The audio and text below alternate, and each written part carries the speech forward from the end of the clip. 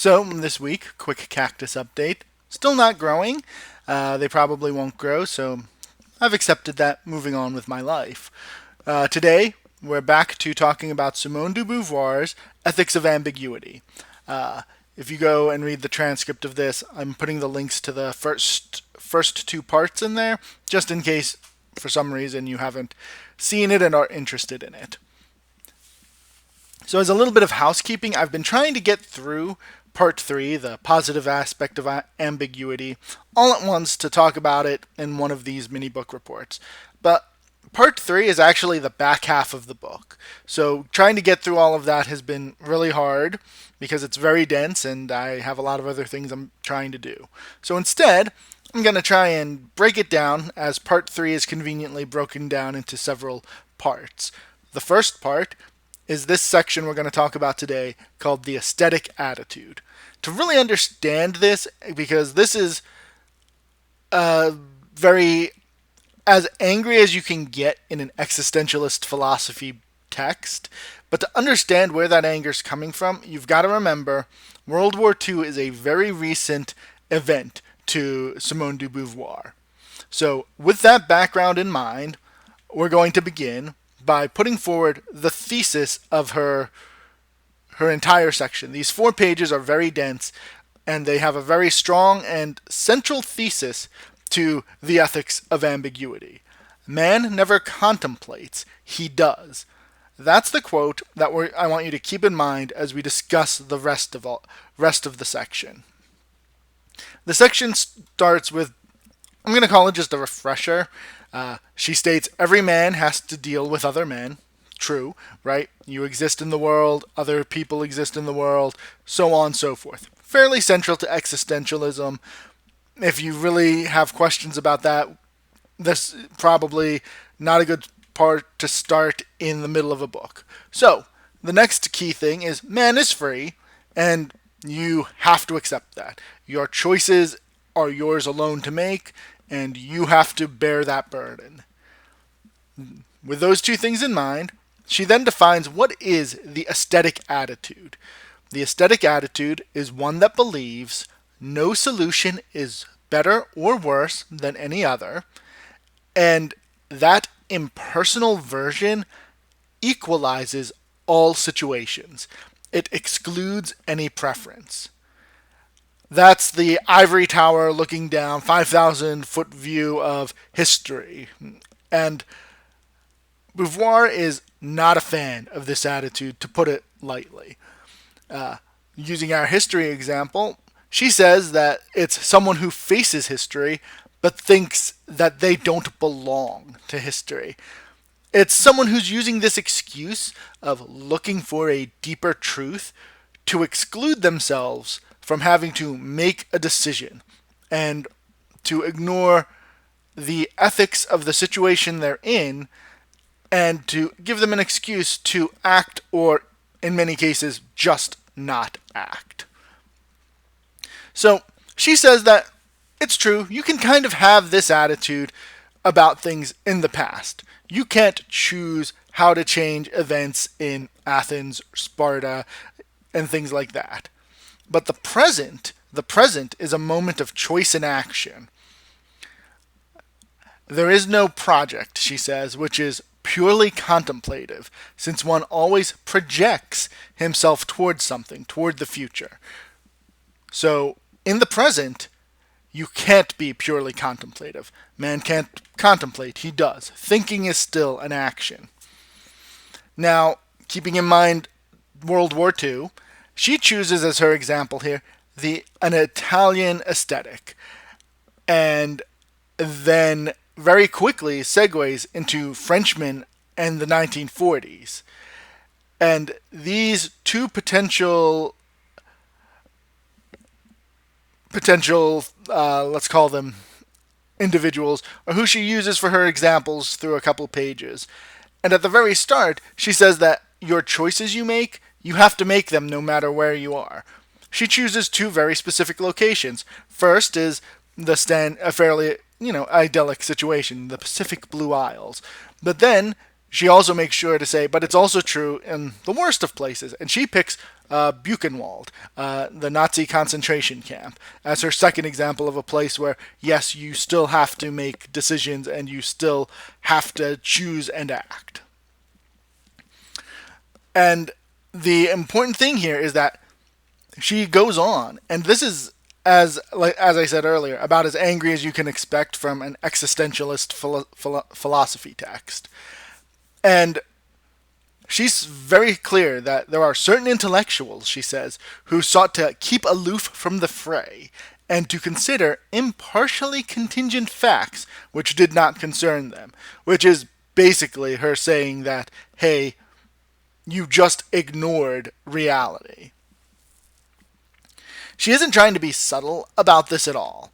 Again, one of her first example is the Italian aesthetic, and Italians, remember, when she's writing, are probably most well associated with being a part of the Axis powers. That was the thing that you would think of when you think of who are the Italians. Oh, they were Germany's allies not that long ago in this little thing called World War II. Her next target are, again, she's not even trying to hide what she's thinking here. She says that many Frenchmen sought relief through the aesthetic attitude, in the 1940s. This isn't like that sly reference to Buchenwald to remind you, hey, some really terrible things just happened recently. The Frenchmen she's targeting specifically are the ones who said, let's try to take the point of history upon learning that Germans had entered Paris. There's no confusion here, and she's saying that this wasn't, some sort of, they didn't know quite what was going on, they were just morally discouraged. No, she's saying this was a retreat from truth. And the aesthetic attitude is just that. It's a retreat from truth, which, if you remember part 2, that's one of the few ways that you can truly be unethical in her existentialist view, is to just deny the truth of the world around you. So what does this bring us back to? It brings us back to this thesis, right? Man never contemplates, he does. The very action of trying to be above the fray is an immoral act, both for most of us who aren't looking at it from an existential lens, but also from the existentialist who is like, wait, that's just denying the reality of the fact that Germans just marched into Paris. You, a Frenchman who lives in or around Paris, should have some thought or action about this. Simply choosing to try and be aloof and above the fray denies the reality of what other people are doing in your world. And so that is the example that she goes to show that the aesthetic attitude is an ethical failing from her existentialist point of view. And it's very personal to her, but it's also a very deliberate, deep cut to the sorts of people who are going to be reading what she wrote, which is going to be a lot of Europeans at the time. She is very clear here that, the existentialist point of view can condemn the behavior of the Vichy French government. We can condemn this, and if your ethics can't, while maybe you should try this existentialist ethics instead. Again, she doesn't come out and say that last part in there, but that's the sort of, I don't want to say thought I think would be going into writing this, but it's what people who are reading this and critiquing it are going to be thinking, right? When you read a philosophy, you need to see how it holds up to a real-world situation. And here she is, taking the most real-world situation for most of the people who are going to read this book when she prints it. And she's saying, my philosophy holds up and will force people to act in a way we think is ethical. Can your philosophy do that? And if it can't, is it a good philosophy? Now, again, I haven't read the rest of the book yet, but that I think is a key part of why these 4 pages are surprisingly important. They come at the very start of part 3, And they're right there at the middle of the book, right? It's sort of the climax here is, okay, I've described to you what is existentialism and what do I think ethics are in existentialism. So now let me apply it. And I'm going to apply it to something that is going to make a lot of my readers uncomfortable. Now, a lot of this part isn't going to be in the transcript because it's kind of a segue and a little bit of extra thought, but take that in mind when you read these 4 pages, that this is the crux of her argument, right? My view of ethics can apply to a real life situation we've all just lived through, and can yours? It's a direct challenge here. If your ethical view can't lead you to the same one that this existentialist view is it a good philosophy? We'll see. Maybe she'll go into that in the last, I guess, last 45-50% of the book. Maybe she does. Maybe this is just a Matt tangent. Don't know. Who knows? Anyway, there's a very weird tangent in the book itself that goes on about the creation of art and how art is transcendent in the existentialist sense of transcendence. I didn't really want to talk about it because I think that the 2 to 3 page existentialist attack on the aesthetic attitude is much more well written, and that extra page just sort of feels tacked on. It's interesting. When you read it, you'll probably find it interesting, but there wasn't much to talk about compared to the other 75% of the chapter. So this is a really dense 4 pages, and having a firm historical understanding, and I think I didn't know that apparently there are actually diaries from Simone de Beauvoir during the Paris occupation.